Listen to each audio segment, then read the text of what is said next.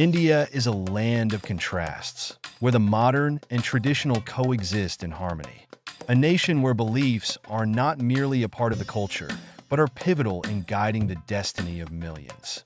Today's exploration takes us into the universe of beliefs that shape this mystifying country. Diversity of religion. India is the birthplace of four major world religions: Hinduism, Buddhism, Jainism, and Sikhism. Hinduism, in particular, is deeply ingrained in Indian society. With over 33 million deities, every region, city, and family has its own gods and traditions. Did you know that in Hinduism, the river Ganges is considered a goddess? Her waters are seen as sacred and possess the power to cleanse sins. The story of Hinduism's deities. Let's take a deeper dive into the heart of Hinduism's pantheon of gods.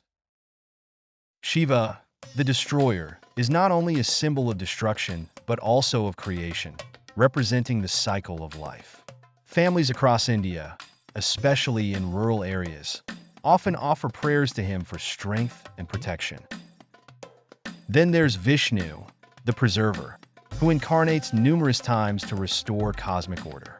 Among his avatars, the story of Rama, whose tale of triumph over the demon king Ravana during the festival of Diwali resonates beyond religious boundaries.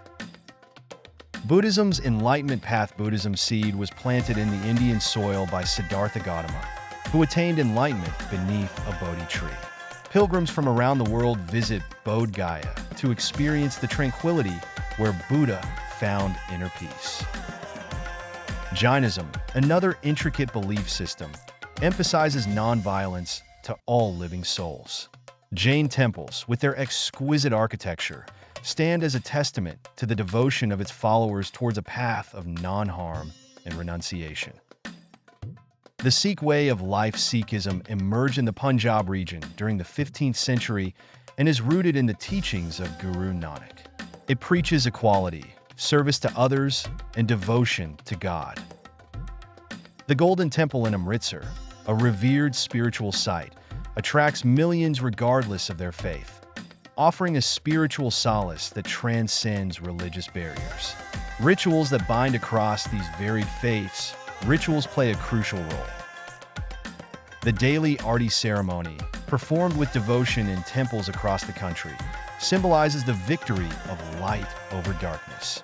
Each ritual, whether a family puja or a large-scale festival, reflects a blend of devotion, tradition, and community. The mystical world of superstitions. India's beliefs are not without their mysteries and superstitions. From the belief in the evil eye, warded off by charming talismans, to grand architectural designs aimed at balanced energy flow or Vastashastra. Tradition intertwines with contemporary life, offering a glimpse into a world where every action resonates with deeper spiritual meaning. Harmony and diversity. What ties all these belief systems together is not only their origin in this ancient land. They have intertwined over millennia to create a uniquely harmonious spiritual landscape. This diversity fosters a cultural tapestry that invites curiosity, yet fosters unity among its people. Join me in uncovering these beliefs that bind, divide, and sometimes bewilder us. The journey through India's mystical beliefs is not just a story of faith, but a journey through the mind, heart, and soul of a nation. Prepare yourself for an adventure that promises both intrigue and enlightenment. In the heart of India, traditions and beliefs are intertwined so deeply that they become almost indistinguishable from the everyday life of millions. These beliefs govern the actions, decisions, and emotions of people across regions, transcending age, class, and education. The country, a kaleidoscope of cultures, offers a unique insight into the rich tapestry of human belief systems, especially when it comes to superstitions and rituals. For Sanjay, a young man from Mumbai, superstition was an inherited tradition observed in his grandparents' household. Sanjay remembered his grandmother scolding him for trying to cut his nails at night. "Never do that," she would say. "It attracts evil spirits."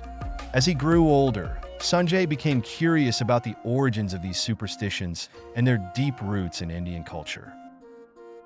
Deciding to explore these mysteries, Sanjay embarked on a journey starting from Varanasi, one of the most sacred cities in India. Here, life and death intersect in mystical ways. On the ghats of the Ganges River, the air is thick with the scent of burning wood and chanting hymns. Sanjay witnessed a grand procession where families carried their departed loved ones to the river, believing that the sacred waters would purify their souls. In Varanasi, he met Anjali, a local woman who explained the ancient rituals ensuring the peace of the deceased soul. Anjali introduced Sanjay to other local rituals and superstitions involving everyday items. In her neighborhood, houses were adorned with garlands of lemons and green chilies at the entrance to ward off evil spirits and negative energy, a practice followed with earnestness.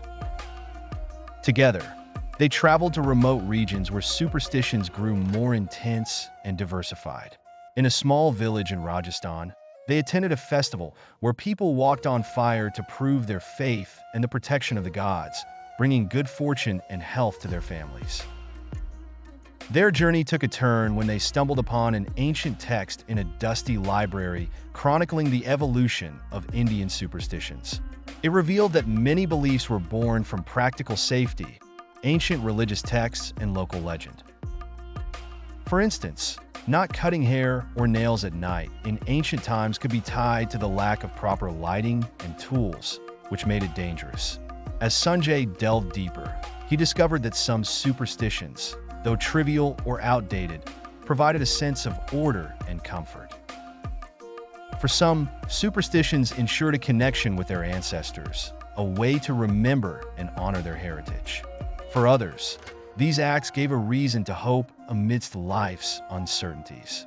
By the end of his journey, Sanjay recognized the pivotal role of superstitions in India's cultural fabric. These practices tell stories of human civilization's attempts to understand and influence the world around them. Though not everyone believes or participates in these rituals, they remain an integral part of India's soul, a reminder of its diverse heritage and the human need for meaning. India, a land full of mystery and wonder, holds within its borders countless stories and traditions that boggle the mind and soul. Amongst them is the enigmatic world of the Sadhus, the holy men who walk the fine line between revered wisdom and baffling eccentricity. The journey of a sadhu begins with renunciation. Leaving behind families, possessions, and societal ties, they embark on a path to attain spiritual enlightenment. Drifting away from the material world, sadhus often choose to live in solitude, taking refuge in caves, dense forests, or along sacred riverbanks. Covered in ashes, an ancient symbol of death and rebirth, they represent the cycle of life and eternity. These holy men are more than simply ascetics living in recluse. They hold knowledge that intertwines with the spiritual fabric of India, passed down through generations in the form of oral teachings, chants, and rituals. Treading upon a path less traveled, they devote themselves to practices that are as awe-inspiring as they are mystifying. Some sadhus stand continuously on one leg for years, while others choose to go without speaking for extended periods. Their ability to endure immense physical suffering is both a testament to their faith and a demonstration of the profound belief in transcending the physical plane. One of the most enigmatic aspects of sadhu life is their ritualistic ceremonies, which often appear perplexing to an outsider. Imagine a sadhu walking determinedly across a bed of lit coals or holding an arm aloft until it withers away.